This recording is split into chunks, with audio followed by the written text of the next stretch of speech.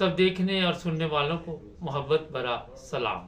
बांग्लादेश की वज़ीर आज़म अभी तक की इतला के मुताबिक इंडिया पहुंच चुकी है और उसके बाद लंदन रवानगी है। जी हाँ, और ये भी इतला है कि इंडिया ने स्टे देने से मेरा ख्याल है माजरत की है, कुछ इस तरह की खबर भी हमारे पास है।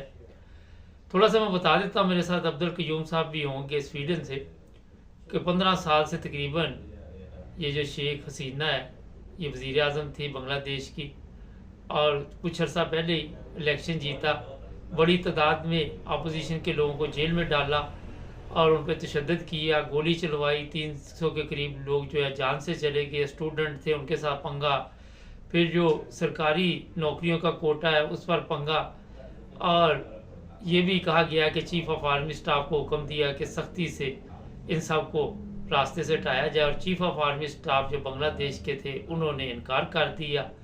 इसके बाद हालात मज़ीद ख़राब हुए और मुल्क से फ़रार होने में कामयाब हुई है। हमारे साथ होंगे अब्दुल कयूम साहब, जिस तरह मैंने आपको बताया। सर ये बताइए कि ये जो हालात बांग्लादेश के बने, ये भी बताया जा रहा था कि हसीना के दौर में बांग्लादेश ने तरक्की भी की, तो क्या वजह हुई फिर? देखिए मुबारक साहब, जब ये लोग सियासत में आते हैं, फिर हुकूमत में आते हैं, फिर डिक्टेटर बनते हैं, फिर मुल्क के मालिक बनने की कोशिश करते हैं, और फिर उनका ये असर होता है, हैंड के ऊपर उनका ये असर होता है। और ये औरत थी बांग्लादेश की, मुजीबर रहमान की बेटी थी ये, और इसकी एक और बहन थी। ये दोनों बच गए थे जब इनको बांग्लादेश के मिलिट्री ऑफिसरों ने इसके पूरे खानदान को, मुजीबर रहमान के खानदान को कत्ल किया था। और आपको पता है कि मुजीबर रहमान को 18 गोली उसने मारी थी, ब्रस्ट मारे थे मशीन गन के, जिस मेजर ने उसको कत्ल किया था। ये औरत जब से बांग्लादेश पे आई है, और इसको नेचुरली इंडिया इसको सपोर्ट कर रहा था, चूंकि इंडिया की मदद से ही तो बांग्लादेश बना था। लेकिन आज जो हालात थे, ये मुबारक साहब हैरान होंगे वहां के लोग क्या क्या तबसरे कर रहे हैं। उन्होंने बांग्लादेश के अंदर मुजीबर रहमान के ये जितने कुछ स्टेचू वगैरह बना के रखे थे, उनको कुल्हाड़ियों मार मार के उन्होंने तोड़ के फेंके। इसके घर के ऊपर कब्जा किया अवाम ने, और इसके घर से कुछ नहीं छोड़ा, कुछ भी जो लोगों को मिला, कुर्सियां मिली, एक बंदा बकरी उठा के जा रहा था, कोई बतखें उठा के जा रहा था, कोई मुर्गियां उठा के लेके जा रहा था, कोई सराने उठाए हुए थे उसी ने, इनके बल्ब घर से वो तोड़ फोड़ के लोग ले गए। ये होता है अवामी रिएक्शन। मुबारक साहब, अगर कोई कौम जिंदा पाइंदा हो ना, तो उसकी मिसाल ये बांग्लादेशी हैं। इन्होंने पाकिस्तान की, आज एक आदमी तबसरा कर रहा था, उसने कहा हमने पहले पाकिस्तानियों से जान छुड़ाई, आजादी ली, फिर आज हमने इस औरत से, माफिया से, फासिस्ट औरत से आजादी दी।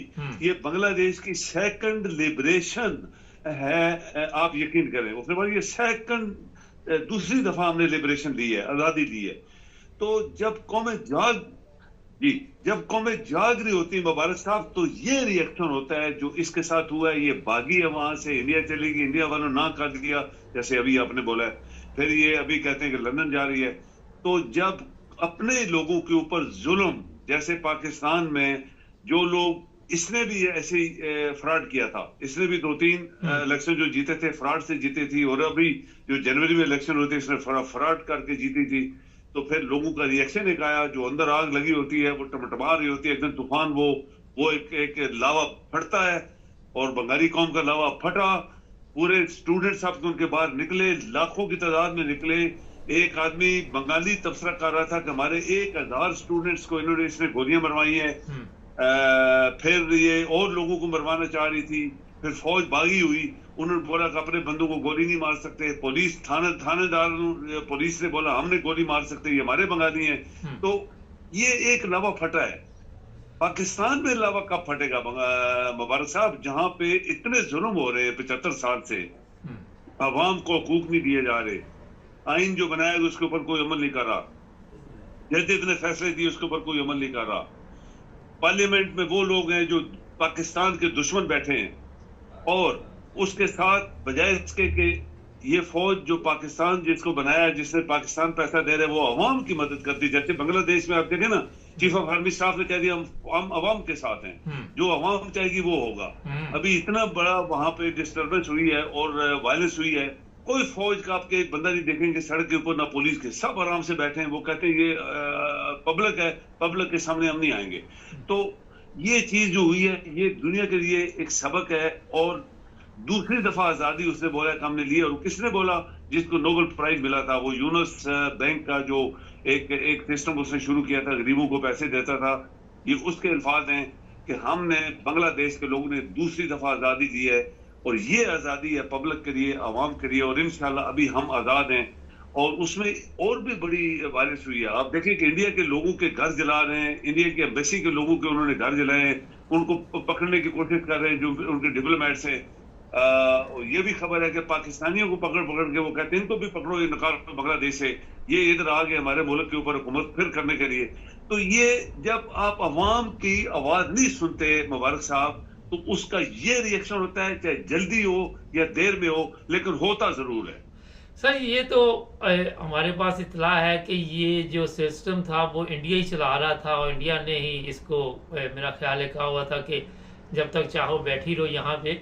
लेकिन जो बात सामने आ रही है इस वक्त कि लोगों को कहा गया कि पुरअमन रहे, किसी भी चीज़ को नुकसान ना पहुँचाएं। बांग्लादेश के जो चीफ ऑफ आर्मी स्टाफ हैं, आज DGISPR की प्रेस कॉन्फ्रेंस थी, शायद आपने नहीं सुनी, वो वहीं पे अड़े हुए हैं कि जनाब हम कोई बातचीत नहीं करेंगे, 9 मई के वाक़यात है। और दूसरी तरफ पाकिस्तान में भी ये जोर पकड़ता जा रहा है कि यहाँ भी कुछ ना कुछ तब्दीली होनी चाहिए। श्रीलंका के बाद बांग्लादेश, और ये भी इतला है कि अब है पाकिस्तान में ये सब कुछ होने वाला। आप क्या समझते हैं कि पाकिस्तान के लोग इस काबिल हैं कि वो भी दूसरों की तरफ देखकर कुछ ना कुछ रंग पकड़ेंगे? मुबारक साहब, ये बात आप नोट करें कि पाकिस्तान बनाने वालों में बंगाली थे, बंगालियों ने पाकिस्तान बनवाया था, बंगालियों ने पाकिस्तान को तोड़ा, और आज दूसरी दफा वो कहते हैं कि हमने फासिस्ट और माफियाज को शिकस्त दी है।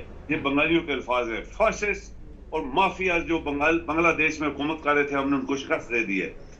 चीफ ऑफ आर्मी स्टाफ ने यह बोला है कि एक्सेप्ट अवामी लीग, हम सब पार्टियों को, अभी जो हुकूमत हम बनाएंगे टेम्परेरी या परमानेंट होगी, लेकिन सब पार्टियों को दावत देंगे एक्सेप्ट अवामी लीग। उसमें उन्होंने ये पर्टिकुलरली कहा कि जमात इस्लामी भी हुकूमत में शामिल होगी, जिसको इन्होंने बैन किया, और फिर वो उनके लोगों को फांसी दी, और पता नहीं क्या क्या वो कर रहे थे।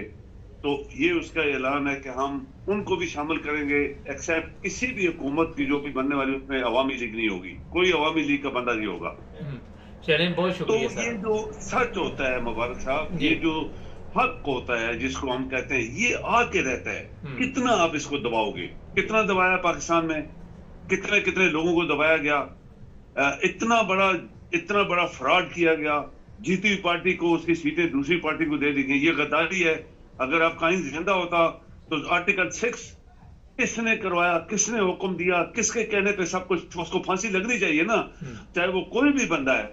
लेकिन वो पाकिस्तान में नहीं लगने वाली। लेकिन अभी आपके अवाम अगर जिंदा होते, जिसको जिंदा पाइंदा हम बार बार कहते हैं, वो कौम जिंदा जो होती है वो बांग्लादेश जैसे लोग जिंदा है। उन्होंने करके दिखा दिया 1 महीने के अंदर मुबारक साहब। पिछले महीने शुरू हुआ, आज देखिए इनकलाब आ गया। तो हमारी कौम तो ठस से मस्त नहीं हो रही। आप वहां देखें किस तरह खा पी रहे हैं, 5 स्टार होटलों में देखें, रेस्टोरेंटों पे देखें, अय्याशियां कर रहे हैं। और पब्लिक जो गरीब लोग हैं उनको दबाया गया है, उनको कोई बोलने नहीं दे रहा। और एक सियासी पार्टी के लोगों को तो जलील तर्क करके रखा गया 2 साल से। तो देखें शायद इसका रिएक्शन, इसका असर, अगर वो जिंदा पाइंदा लोग हुए तो शायद उसका असर हो। बहुत शुक्रिया सर, जी मेहरबानी। नाज़रीन, 50,000 के करीब लोगों को गिरफ्तार किया गया था बांग्लादेश में। और ये भी इतला है कि पाकिस्तान में इस वक्त हालात जो है वो भी काफ़ी इसी तरफ जा रही हैं। ऐसे बड़े बड़े ऐलानात सामने आ रहे हैं। एक तो बात ये होगी, दूसरी अभी मुझे खबर मिली है किसी अहमदिया बिल्डिंग को भी आग लगाई गई है बांग्लादेश में। पूरी खबर हमारे पास अभी तक नहीं पहुंची, जैसे ही पहुंचेगी तो आपको बताएंगे। हमारे चैनल को सब्सक्राइब करना मत भूलें, जुड़े रहें हमारे साथ।